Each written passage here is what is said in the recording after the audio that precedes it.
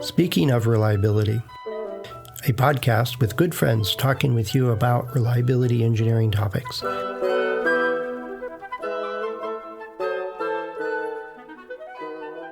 Welcome to Speaking of Reliability. This is Fred Schenkelberg. And good morning, Fred. This is Greg Hutchins. How are you? Hey, pretty good. You know, we were catching up a little bit there, and we talked about when we're recording this is, what was it, last Friday, almost a week ago, that it was headlines, global IT outage, and you suspected that it was a QC problem. And I was like, do they even have a QC department or anybody that checks anything? I think it speaks to a bigger problem, and you've talked about it for years, is that quality is not what it used to be. It's trying to find a new home, and you were recommending they go to risk.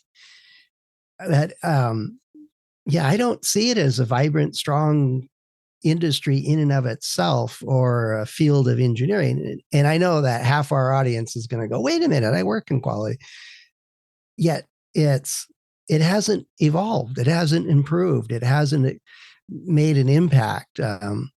Long gone are the days of total quality improvement and total customer experience and those kinds of quality initiatives that a whole bunch of companies did.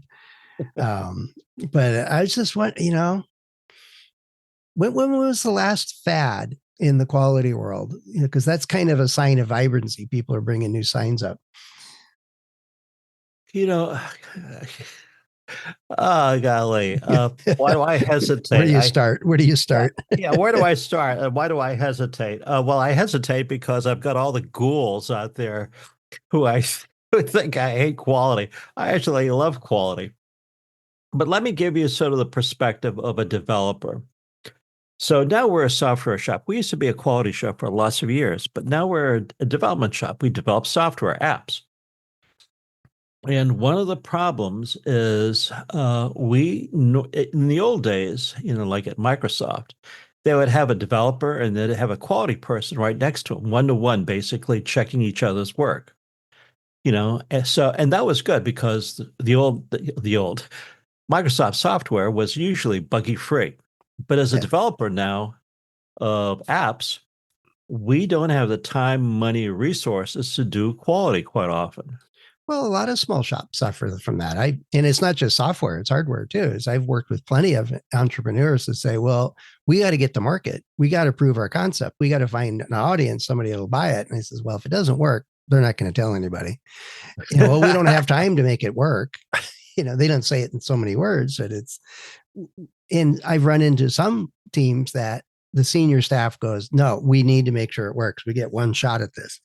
And so they bring in folks to not do the QC stuff. I think that's dating us a little bit. That's the lab coat with the clipboard at the end of the line kind of person. Yep. And they don't really help design a good product or design a good system or whatever. But more attuned to what you were talking about is where they're a partner during the development process. Is this going to work? Is this going to meet the customer's expectation? It's a whole different realm. Yet I've seen less and less indicators being professional societies and local activity and articles written and conference attendance. And just there's not a lot of excitement or buzz or interest in the quality profession in an outward way that I have recognized decline over the years. Boy, ain't that the truth. So as a developer, we don't have the time and the resources to do QC or QA. Well, isn't it kind of important? Well, it is hugely important. But what we do is we use our users quite often to be a QC for our products that we put out there and commoditized or productized. Well, haven't you found 1,000 customers that you could send a beta to in exchange for feedback and then launch it to the wider mass? Yes, that's what we do. Well, actually, it's not 1,000. We use Flight for about maybe 10, 20 beta testers, alpha beta Okay. testers. Right. Even then, they don't cache things. I found when I sent out a beta once, it was, sent it to 100 people and I got one person responded. And I'm like, you know, That's another problem. That's right. The betas don't want to respond. So when we do our flight tests on the software, it's like pushing things out there and like, in a black box or a black hole, like, oh, getting no yeah. responses. Yeah. So what happens, and this came up last week when we were discussing this. We as developers look at our users as users, not customers. Oh, yeah. We talked about this before. And, Absolutely. Yeah. it's, they are customers it's not a monopoly. They don't have to buy your app. They don't have to buy Microsoft either. There's all kinds of word processors out there that I would argue are much better, but that's just me. But I made the joke once. I was preparing a presentation. It was kind of a wrap up of a program, and I talked about um, oh, now I forget what the joke was, but my boss at the time was like, no, you can't show that. So I took the slide out, told the joke anyway, and they loved it. The whole team loved it because they knew exactly what I was talking about, you know? And it's like every Tuesday we would do a Microsoft operating system update and something would break. And I was like, why? And, to be fair, it's an incredibly complex operating system. And they have near infinite number of permutations of systems and demands and doodads connected to their computers and what they're expected to do and all the other stuff. I don't know how they do what they do. The last I heard was they were sending out 1 million copies for beta testing, just for beta, 1 million copies, and it was kind of invitation only. They had a huge queue of people that wanted to get the early look at it, but it was in exchange for you had to respond, and they ended up getting buried and stuff. But even then, they still had problems at launch. And I've run into that in plenty of hardware problems. You do all the work, all the pre work, all the prevention, do all this other good stuff. And more often, there's not somebody there going, well, what about this? you know, Well, it's not somebody there that's designed to say, well, that's not in spec. That doesn't meet the need. Doesn't work. Um, you so know, I, you, on this conversation, you and I are on two opposite sides of the spectrum. You're advocating for post product, meaning quality. No, I'm not. Not at I'm, all. I'm, Not at all. I want uh, it to actually work. I'm a customer and I want the product I buy to work. I don't want to get an out of box or a failure or anything else. And the companies I've worked for, maybe it's because they hired me, is that they don't want that either. They don't want it to fail early or inconveniently or whatever. So, as a developer, though, we just simply want to get the product out there, get it in use, and get revenue coming from it. That's a real different perspective than oh, I quality. know it's a very different perspective. And I think both sides are short sighted. It's a balance. It always has to be, is that you can be first to market and then be quickly forgotten because the next person took a little longer. And I'm pointing to Apple now, is, they weren't first out with the headsets, the virtual reality headsets. I haven't heard whether they're doing any good or not with the ones they launched yet. They were not in a big rush, yet they were trying to say, we're going to do it right. And they're not first to market on many things, yet when they get into the market, they take it over. And the form, fit, and function of their machines, and knowing firsthand the insides of the inner workings of their reliability team in particular, and the quality team was just as strong or stronger, and it was driven by the industrial designers and the senior management. It has to work. It has to be really close to perfect, inside and out. Whereas if you're just pushing it out the door and hoping somebody buys it, I think you're missing the point. Is you want them to buy it and tell somebody else this is really cool, this is good, this is valuable. That is not the ethos of a small shop, development shop. The small development shop like us, we've got IP. We have 1,000. We have got a back end, a huge back end. We got 1,000 screens. it's almost impossible for us to check the functionality of maybe 10,000 buttons or something like that. I don't know. But anyway, thousands of stuff, right? That can go wrong. Mm-hmm. Well, You they'll know, do it at post, do it as you're developing. Is this block solid and can I count on it? And am I using similar inputs and outputs? And it, quality isn't the end of the line. I don't think it's the QC, somebody checking all that stuff. It's are we using the best practices to design? Are we using, in hardware, I always talk, electronics, I talk about derating and stress strength analysis and risk assessment. So did you do an FMEA on your system or even a risk assessment to say, these are the 10 areas that just have to work? So let's go check those. I'll tell you the things that well, is that hypothetical? Is that rhetorical, or are you looking for an answer? Okay. Okay, that's right. All righty. No, no, no, and no. One of the things that happens from the development side is you need revenue, one. Two, you do the best what you can with what you have: time, resources, money, schedule, the whole nine yards. Third is, and this is one of the problems that we have, we should have focused on three functional attributes that we thought customers would need. Now we've added a whole bunch more stuff. Accountability. This is AI accountability, AI Mm-hmm. assurance, AI governance. Stuff that maybe our customers don't want, don't need, don't expect. But again, we did that for, it's just like these cars that have all these little doodads, right? That nobody uses, right? Yep. Yep. Our software now has the same stuff: doodads, functionality, features that probably customers don't want. But we I, made a mistake in our design. We wanted to uh, be all things to all people as opposed to few things to few people. I, I know, and I'm not even an entrepreneur, is you can't be all things to all people. It's impossible.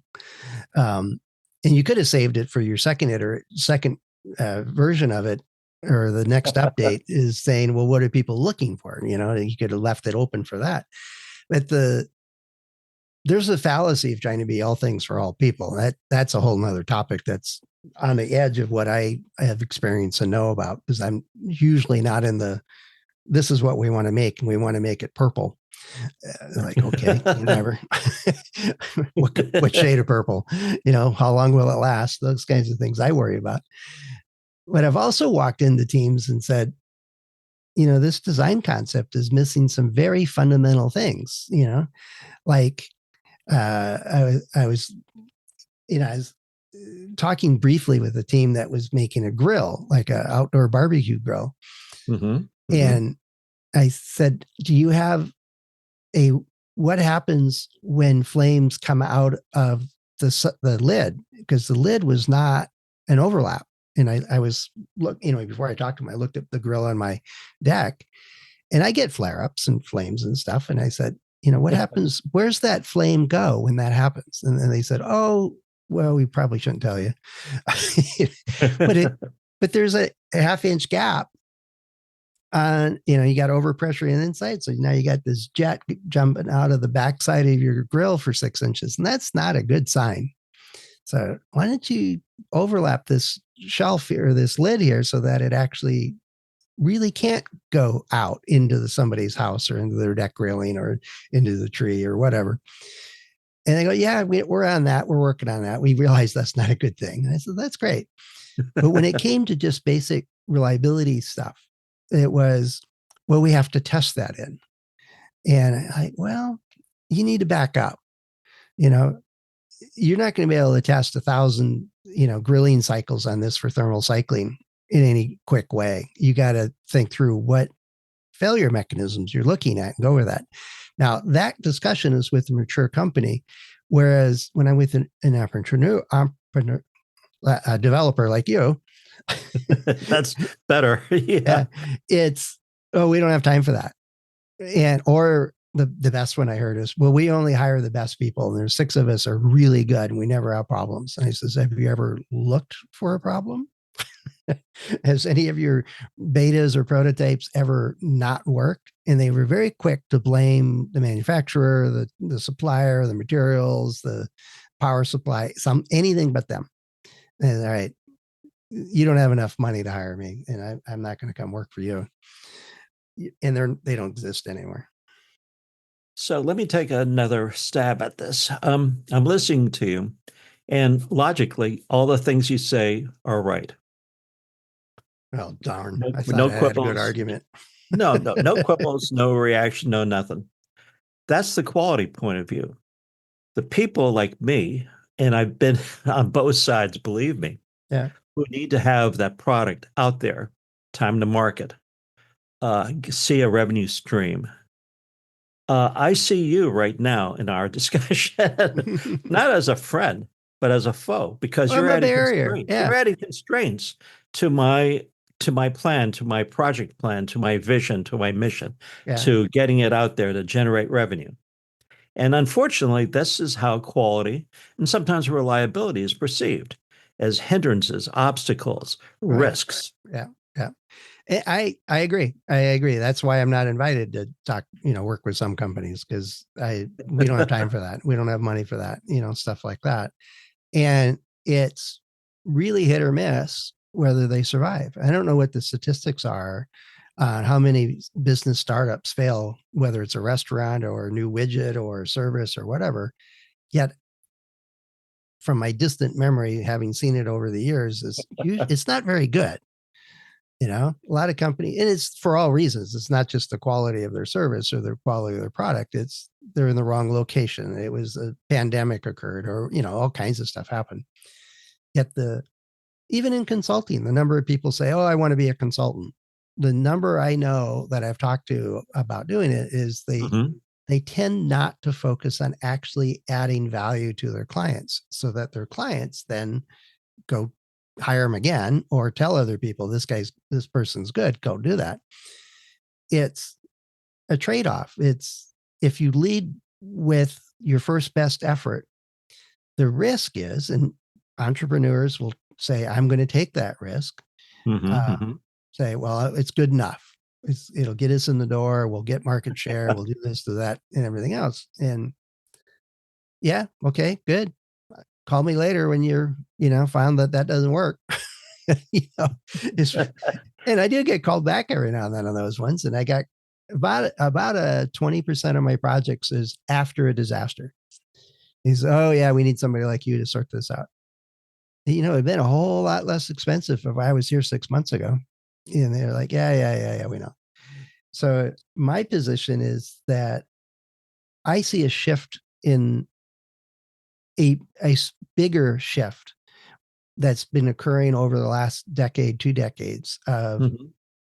well, and while I totally agree that we don't need a reliability or a quality department or team, many of those activities should be integrated into the design and development process and manufacturing processes. Yet, what's broken down is it's really hard to hire a developer that is really, really good at designing experiments and understanding the optimization problems and the things many quality engineers could bring. Or in SPC, for example, they've heard of it, but they've never done it. And they don't have time or training or, or support to get up to speed on those things. And so you can't have both, is what my thought is. And I see more and more, and it's not just quality training or reliability training and awareness with the teams. It's the, I call it the developer manager, operations manager saying, get it running, get it shipped, get revenue, which is, as many people know, and I suspect you would agree, Mhm. it's a rather short term focus. Part of this, and again, I'm talking from, I've got the hat of the developer, the person who has to generate revenue and put this product out there on the market is, and this is really sad. And by the way, I see this in two worlds. I see this in the development world, the what do you want to call it? The app development world, software development. I also see this in the AI world. People in quality, maybe even reliability, don't understand what we do. They don't understand AI. They don't understand product development, uh, uh, software product development. Because my issues right now are issues of latency. Well, there are teams that and folks that I know full well are all about software quality and software reliability. So I don't think that's true. The quality doesn't understand. Now, maybe as an industry or as the American Society of Quality, that's true, but that there's a whole software quality chapter or section or whatever they call them these days. you know, Uh, yeah. so it's. I think though the biggest indicator is there. I don't remember the last time Duran's handbook got updated. It used to be, pretty well published and announced, and there isn't a. They're still talking about Deming in the '60s as the latest greatest, or a handful of others. There's not a a movement or a emphasis or a study or a seminal paper or anything like that that I know of in the last 20 years in the quality world.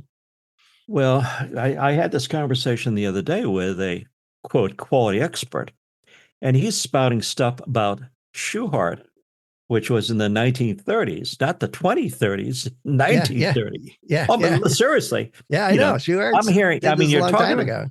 yeah, I mean, you're talking to me about Hawthorne and Schuhart and SPC.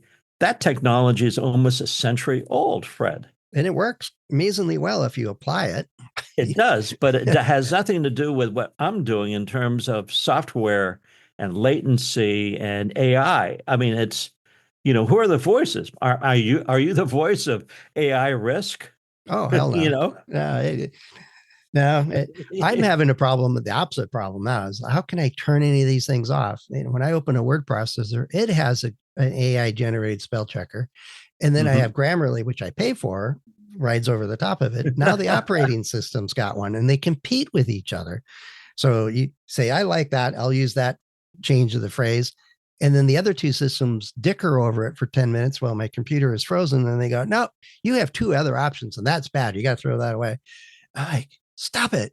How do I get rid of all this crap?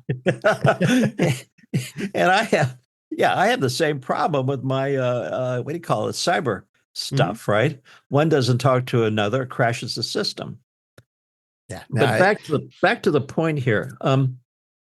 Quality is still seen as an inhibitor, a risk, they bring up and problems, but not solutions way too that's often. right. You're not helping me make money. That's the problem. Yep. And I listened to you while you were talking, Fred, and I started getting tight. My jaw, my You, blood you grabbed your pressure. wallet and said, Yeah, you're and not I was getting any of grabbing this. my wallet, right, to see, okay, you're not, you're taking money away from me. And by the way, everything you said was right on the money, 100% accurate, 100% true, Yeah, it's, but with a big but. well, I agree. I agree. Yet I've worked with, a $1 billion company that the original founder of it was, we don't do quarterly pushes. We don't do playing with the numbers on a quarterly report. We want customers for 20 years, not a quarter. It was really hammered in right from the senior staff and the owner of the company, founder of the company, Uh-huh. that we're here long term. And the company grew under his leadership from nothing, the classic garage story, to $1 billion. And the board hired somebody who had no technical knowledge of the products whatsoever, was a bean counter, and in almost overnight, took about a year, is it was quarterly pushes. And the company soon, was about 4 or 5 years after that, got sold off in bits and pieces and it was gone. And it was, yeah, you have to think long term. And I know you got to pay bills next month.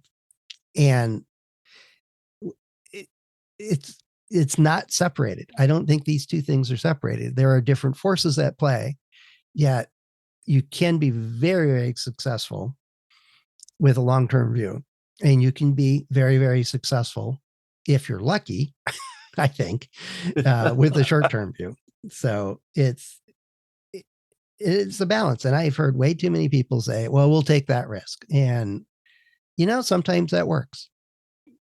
But it really is over, and at least maybe it's my view of the world because of who I get to work with. It's that it's over and over and over again that if you don't even try to create a solid product right from the start in all of its aspects, because a product failure with a customer could be that you picked the wrong color of purple. That matters. And the entrepreneur's point of view is that if you envision, you dream, and don't come up with a product, that's even worse. Oh yeah. Well, To do quality and reliability, you have to operationalize sort of the vision, the product. Yeah. Oh, and then we get all kinds of wicked cool stuff from people's, dreaming and making it happen. I'm not going to agree that you just ignore reliability and hope for the best or ignore quality. I think that it does take some understanding of basic quality principles and concepts, and whether it's Shoehart or just is it in spec, or do you even have the right objectives in spec? Did you understand your customer correctly? Did you package it correctly? Is the UI right? You're talking about latency. That's a quality issue, isn't it? If I have to wait too long for this to show up, then I'm off. I'm off somewhere else. So it's no kidding. Yeah. Including Ashendo itself. I think I've gotten like 2 or 3 times from you that it's taking tens of seconds before a page loads, which is completely unacceptable.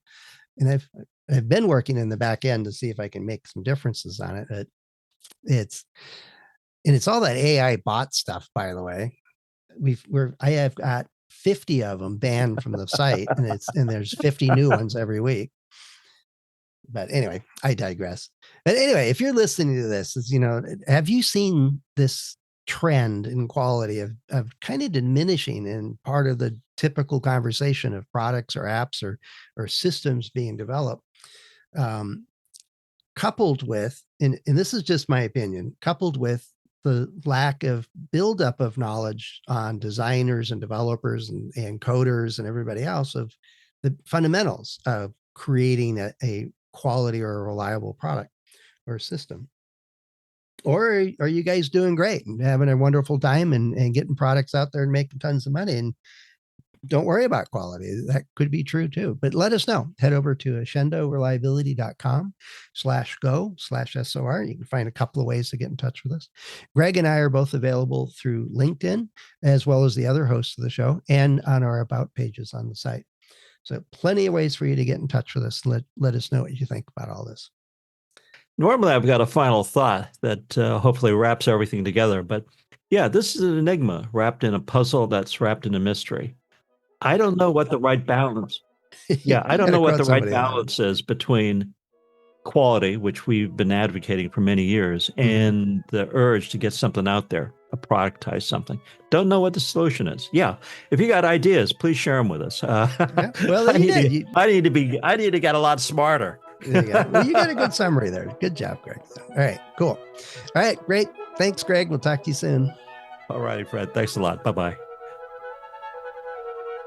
Thanks for listening to Speaking of Reliability. We invite you to join the conversation. If you have a question or a topic that you think we should discuss in a future show, please let us know. You can find a comment box below the episode show notes, or just leave a note as part of a review on iTunes.